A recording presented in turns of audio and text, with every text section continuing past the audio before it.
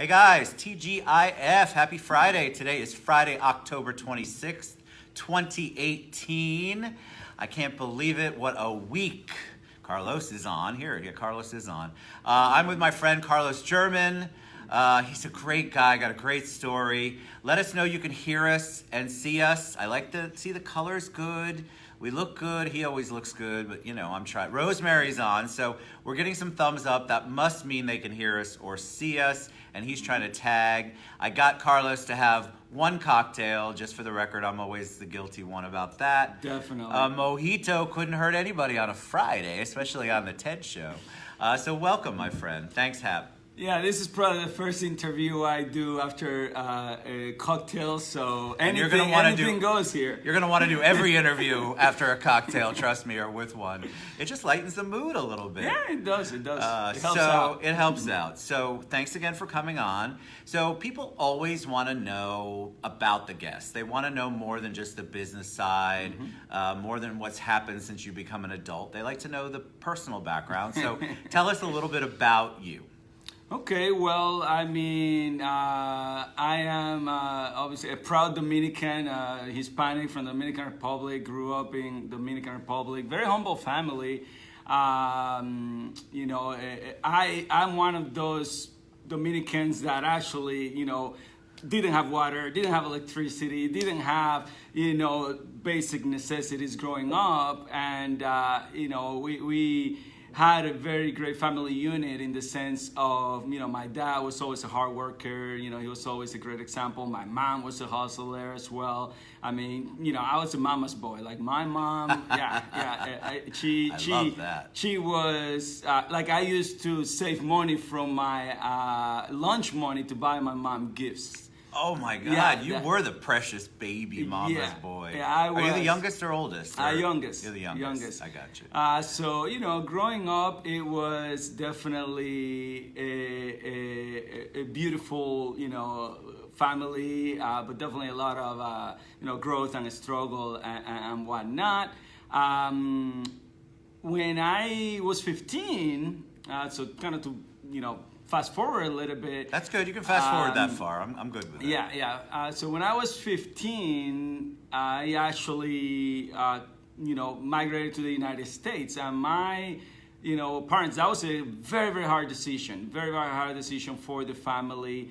What brought them here? Just opportunity or the hope for opportunity? Yeah, my family, we had some family in the United States, and I actually migrated undocumented, so that was a big decision, for the family, but it was something that. Are we documented now, Carlos? Yes, sir. Do we need to change your name on this? What's happening? Yeah, no. That's just it's the mojito talking. I guess. I love it. No, it's good. But it was a situation where I was faced with a decision, and they put it on me at 15 years old, like what do you want to do now? Sure. I wanted to have the best opportunity that I could so that I could help them, right. So that I could help my family. And being in the Dominican Republic, you always hear about the fact that the United States is full of opportunities, full of growth, full of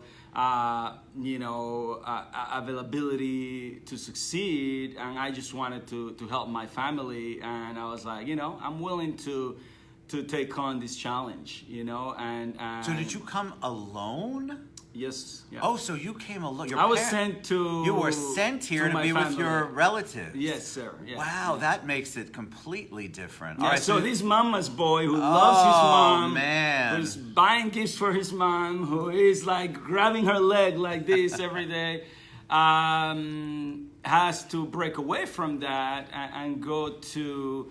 Come to the United States to a brand new family, and I mean, it was part of our family. So I moved with my aunt and my uncle. They actually adopted me, and it was a situation like they legally adopted me and everything. Wow. It was tough. It was definitely tough, but I've never shied away from challenge. I've never, I'm always all about being the best that I can be for the people that are around me. You Oh, know? look what Louis said. From youngest sibling to oldest brother Right, overnight. overnight. Yeah, so obviously I moved in with Luis and his family. They welcomed me in, and it was, you know, we became brothers, and it was from the youngest and the pamper one to now the one that was the example, right? Like, I became the guy that set the bar, you know, Right. like they needed to make sure that, like my aunt and my uncle needed to make sure that they held me at a high standard, like very, very high, because I was the standard for their own children, Sure, right? sure. In addition to that, they had a huge responsibility. You know, they have this kid that is not, you know, their kid. You know, I mean, your kids, you can be a little bit more careless, Sure. a little bit perhaps. Right. So they definitely buckled down to make sure, you know, I was safe. I love it. You know, and yeah, it was a big. What do you big think challenge. at 15, though? So you come here. Did you speak English? No. Okay, so you spoke no English. Mm-hmm. So how do you immerse yourself at 15? You're already going through, it's hormone time, it's adolescent time, you're in a brand Mm. new country, and you don't speak the language. So how do you get to school? How do you Mm. integrate? How do you immerse? And then what did you do next? I mean, getting here is one thing, you hug everybody, and then now you have to go to work. Right, and school was definitely a challenge just to get me in based on my situation, but we overcame that. You know, I had really good grades coming from the Dominican Republic. I was a good citizen. I was able to get letters and stuff like that. My grade book, and they were like, okay, we'll give this kid a chance. Now, here's the thing: like, I moved to Maine. Okay, up north, okay? Maine. Yeah, that's where my family was. So Dominicans in Maine. Right. How did that work out? Well, that's an interesting story. All Florida, of its I own. get, but Maine, that's interesting. So I went from being just an immigrant to now being the only immigrant in my school. Right. You know, I was actually in high school, I was actually the only black kid that called me. I didn't know I was black at that point, and I didn't know you were black right now, so there you go. right. So I found that out when I moved to the school, and I was like, okay, is there anything wrong with that? I mean, I don't understand what's the situation, you know. And yeah, it was like a full American school. Now I'm all easygoing.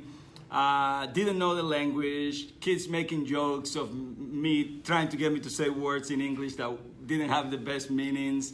But I took it all in light and stride, and I was able to build relationships, just by my sheer personality and Love that. trying to be my best. And then they embraced me. They loved me, and I just decided to continue to excel and show. I let my actions speak for me. So while people might have been judging me at the beginning or labeling me or feeling that who is this kid out of nowhere that doesn't fit with us, I just focus on being the best that I could be. That's So what I do. one serious question, not political, so nobody politicize this. Do you feel like if you immigrate do you feel like immigrants should learn the language? Oh yeah, absolutely. I feel like it's important for immigrants to learn the language. No question about it. I'm blessed that I know as much English as I know. I still have my accent, and I like your I'm accent. proud of it. It makes me who I am. Right. With that said, it was great that I got to learn English. This is important in your job, and when you're. It's not that anybody wants to put anybody down. It's that it's important when you want to move forward in the country. You're coming to the country for opportunity, and if you can't speak the language, I don't know how anybody expects to get past the barriers that are there. Yeah. That was important to me. I definitely, was trying to earn my spot, to fit in, and to be one of, I don't like to be the odd man out, unnecessarily. But I will not stray away from my core values to fit in, I am who I am. I love who I am, the person that I am, and I feel like I can bring a ton of value. And that's what I did. I started gravitating to people that had more of an entrepreneurial mindset. Sure. To guys that were programming. I love computers, you know, and you know, I gravitated to Was that your first love, obviously? So that's what you Yeah. did. Did you do that before real estate, which we'll get to in a little Right, bit? yeah, I did that before real estate. So that started in high school, you know, and surrounding myself with the right people, you know, that's so key, you know, surrounding yourself with like-minded individuals. You know, so I ended up connecting with this group, and, you know, some of those guys were pretty sharp. And I ended up, you know, they told me about this thing called the National Honor Society. And I was like, you know, I wonder what this is. And I had no qualifications for it, but that's, you know, it became a goal of mine. Sure. So here's this guy with no English dominance, and, you know, they don't have bilingual programs in that school. It was all English, you know. Imagine. There was no bilingual. And here I am now trying to check these boxes of things that I'm supposed to do to achieve this goal. But one thing with me, when I set my mind onto something, I leave my best on the field. You know, I'll try my best. I push the hardest. So, you know, the grades started to come together, and, you know, I was able to do well in a school, but then I needed leadership, and I needed sports. And, you know, I was already getting involved in some community service at the library, and, you know, helping out over there. So I had a little bit of that, but I had to scale it up. So Where did that ability to do that come from? Was your family here and your family in in Dominican Republic, right? Dominican. Yeah, my family was. So yeah. if there was that just a natural family thing? Everybody had that, or were you different at the time? I think I saw really honest, hardworking people around me that really worked hard to get where they got, you know, and that just set a great example for me. Right. You know, like my dad, to this day, obviously now he lives here in the U.S., my mom as well, my sister, my brother, they're all here. And, you know, they live near me. I go there every single week and see them and hug them, spend time with them. I was there last night. And, you know, my dad's still, like, always pushing to be his best. It's amazing. Like, Love that. you know, he bought an iPad, like, you know, a few years ago and learned it. You know, he's got the latest phone. And, you know, like, it's so inspiring, you know, and he's, like, pushing himself and bettering himself. So it came from that and, you know, setting goals and pushing myself for it. One of the funny things that, you know, for me was trying to get into the National Honor Society. That was the first time I had to, you know, strategize and do so many things to achieve something in so little time. And the leadership was the hardest, because how do you become a leader when you don't even know the language? Yeah. So how did you accomplish that? Right. So I had to get creative, and I actually decided, okay, what can I lead, right? And I figured out that, you know, I know Spanish. I'm Hispanic. I love, you know, my country and my heritage and my culture. So I decided to do a Spanish club. So Smart. Right. So I go to the Spanish teacher, speak with him. He's like, well, it doesn't work like that. You need actually a letter of petition with a bunch of people saying they're interested. So then that was probably my first stint to become a salesperson. So, you know, I had to go around and, without knowing the language, communicate and, you know, try to explain why this was a good thing. And convince people. And convince people, yeah. And, hey, we're going to be cooking Dominican food or Hispanic food. We're going to be dancing. It's going to be fun. And, you know, I was able to get that done. I started the Spanish club. I was the president of the club, so I started it. And guess what? There's your leadership. There's your leadership box. Shikling. And then, you know, I was never good in sports. So that was a big thing. Like, I was really, really bad in sports. And I had to do a sport. So I tried out for, you know, basketball, failed miserably. It was really, really bad. Didn't make the team. And, you know, I was looking at, okay, how can I get the sports credential to fill out this spot in the application? A guy, you know, like 7 foot, 300 pounds tells me, hey, you know, if you survive in football hell week, you make the team. Like, you just gotta go through the tryouts, and if you survive, you'll get in. I was like, okay, so all I have to do is survive? It's like, yeah. So okay, I'm down for that. And I was like, no, it's not that easy. You don't understand. I mean, you see how big I am. I was like, okay, so what do you recommend? It's like, well, it's the summer.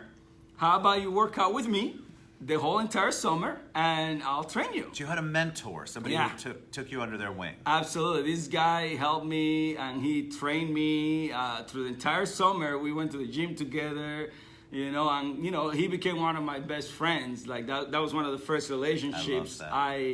I built, because he liked to help people, Sure. and he wanted to help me.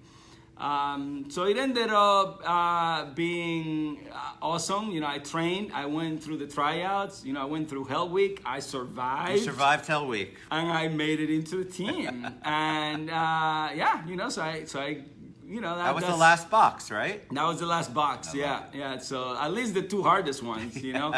So yeah. It's just, I love a challenge, and I love hustling. So how did you get into real estate? What was the transition there? I mean, you obviously had to make it to Florida at some point from Maine, but what was the real estate going from having computer? Is that why your book has Cracking the Code? I mean, I kind of like that, but I know that's real estate related. But Right. how did you get into the real estate world?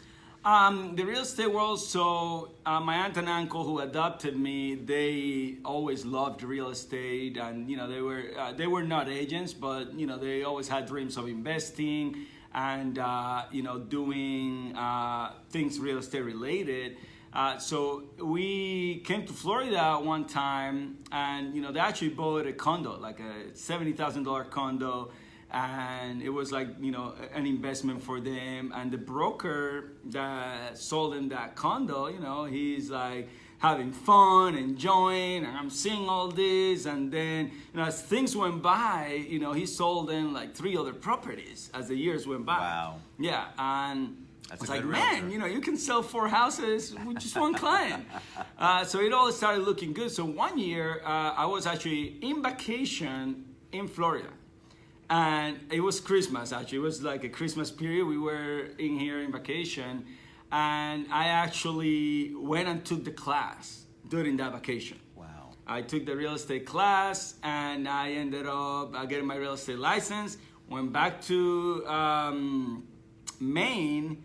And, then that was like coming right out of high school. Now, what happened, with me during that point, I mean, to be real, I was undocumented all throughout that time. Right. Before, when I got my real estate license, I actually left to Dominican Republic for a year because I, had to leave. Sure. And in order to be able to come back. So finally, with documents and everything and whatnot. So I left for a year, went to Dominican Republic. That's when Rosemary and I, started dating. I was and going to ask bonding. where you met Rosemary. That's when all that happened. And I ended up, coming back. I was a little bit lost, didn't know what to do. So that's when I got my license. But then I went back to Maine and started working on technology, doing computer work. When I was in Dominican Republic for that year, I was basically faced with this, okay, you can't stay here and in your current situation. Correct. So I left. But what ended up happening was, because I did so great in school, like I wasn't a National Honor Society, I graduated with honors, I got excellent grades, I did all these amazing things. I was able to get the same support that I got to come in and help all the way back. So I had letters from senators Wow. of parties helping me to come back. Yeah. I got letters from people that, really were supporting me and helping me and wanted me to come back, because I was honest. I was here. I hustled. I did a great job, and they just supported me, and I was able to come back. And that's kind of when I was in that period of, okay, now I'm back. Now you're back. So Now got what my do you real do? estate license. You started brought working Rosemary in with IT. you? Not yet. So that's a whole nother challenge that we had to overcome there. That took some time as well. Like, we had long distance relationship, and I remember like today she did not want to, and she fought hard for our relationship early on, and while I was there, but then she's like, man, you're leaving. I can't stay. I can't go with you. and I know what's gonna happen. So I'd rather take the pain now and not later. And she's like, we gotta break this up. It's not gonna work. And I was like, no, it will work. We're gonna make it work, and we're going. Have you met him, Rosemary? So it's gonna work. Yeah. So we made it work. I did not, let her just break it off. I was like, no, we're gonna make this work long distance. I don't care what it takes. And I came back. I started working in IT, and that's kind of how everything starts connecting and whatnot. So yeah. Now, so you're at, and everybody's saying hi. We're going to say hi to all you. Hey, Shirley. Hey, John. I missed a whole bunch of highs in there, and John said he's all smiles. What a positive guy, right? He is. You weren't talking about me this time. It's definitely him. So you got into, you're in real estate now. Tell them about your business now, because you're a broker, right? I'm a team leader. You're a team leader? Yes. Yeah. See, I don't know the difference anymore because they've changed the language 45 times. Absolutely. Well, I'm a broker associate, but there you go. Yes. All right, so tell us about your current real estate business. Okay, so my current real estate business, I run a real estate team in Celebration, Florida, and I'm with EXP Realty. I'm a team leader. I was an independent broker before. Built my brokerage, from the ground up, and hustle to try to make something great out of it, help people, impact people's lives. Is that why you like real estate? Other than the sales and the flexibility, Yeah. What's your why as far as real estate goes? Right, and that's you. I see you. You probably went through my website, my bio. I might have looked there once or twice. I do read people. Because I feel real estate is a vehicle, right? And that's, part of how you title this post. Vehicle to a better lifestyle. Yeah, it is a vehicle to a better lifestyle. And, what I mean with that is, that's my why. Like, I feel like, man, we're impacting people's lives at such a high level. We're impacting agents, we're impacting families. There's, dozens of people, like, I think the number is over 50 vendors that benefit from real estate transactions. So it's a vehicle to better people's lives all throughout, and I'm super passionate about that, super passionate about helping people, growing, being the best that I can be. That's what drives me. That's my why. I just want to be the best for everybody that I'm around. And so what do you see the real estate world, and I want to get back to your book really in a minute, but what do you see the market as now? Because a lot of people ask me, we have a lot of realtors that come on the show, real estate agents that come on, people in the industry, and it seems like the answer is a little bit different every time I talk to a different person. So what's your perception of the market right now? Yeah, I feel, the market right now is, very, amazing for, opportunity in all sides of the pond. It's a great market. And I think it's a level market in the sense of, it all depends on the area and the factor, but there are great homes, there are, great opportunities for sellers. The agents are, like when I started in the real estate industry, in 2006, there were a lot of agents that, were just connecting, right? It wasn't really very skilled. Like, I feel like the profession has leveled up. I agree. Big time. So we have like more professional, more skilled, more expert individuals, and that's one of my big things. Expert advisors. That's huge. My entire team. Is certified as expert advisors. So what I can say is I love what's going on with the market, and I feel like the biggest shift in the market is more unity, right? Like, I feel like I agree 100%. Yeah, there's a ton more unity here. There's a ton more unity coming for bettering people's lives, for more connection, more interaction, more growth of togetherness, less competition, and more sharing, more giving, more abundance. It's just amazing. It is. We're very... Orlando itself is collaborative, and the real estate industry has become much more collaborative. You're seeing more people from different brokerages, more people from different areas really coming together and trying to maneuver through the market. And by the way, don't always listen to the news, and that's why I asked you, because the news in general tends to always portray it as the darkest, grayest time of our lives. And so the real estate market is not that dark market. It's not all the bad things that you hear when you listen to the evening news. All right, talk a little bit about your book. Why a book? Cracking the Code. Yeah, cracking the real estate code. That's it. Yeah, now, this is a great example of surrounding yourself with the right people and being in the right rooms, you know? That book came about out of a mastermind group that I'm part of. And I basically clawed my way into that. You know, I went in there before I probably was qualified. You know, for the longest time, I became part of the mastermind in 2014. So for the longest time, I was one of the smallest guys there, you know, and, I just wanted to surround myself with high-level individuals because I know the power it has. So I went into, that situation, and in that group, there's high-level talk, there's high-level things, and these guys are talking about doing this book and all these things amongst us. So we created a book amongst our mastermind group, amongst people. Nick Nanton, shout out, who is a Nick's local. amazing. Yeah, he's just unbelievable. Love everything that he does. So he helped us out, put that together. He's a good buddy of mine. And, it's just a compilation of the best strategies, the best tools, the best resources from agents that are doing high-level work, some of the top agents around the country.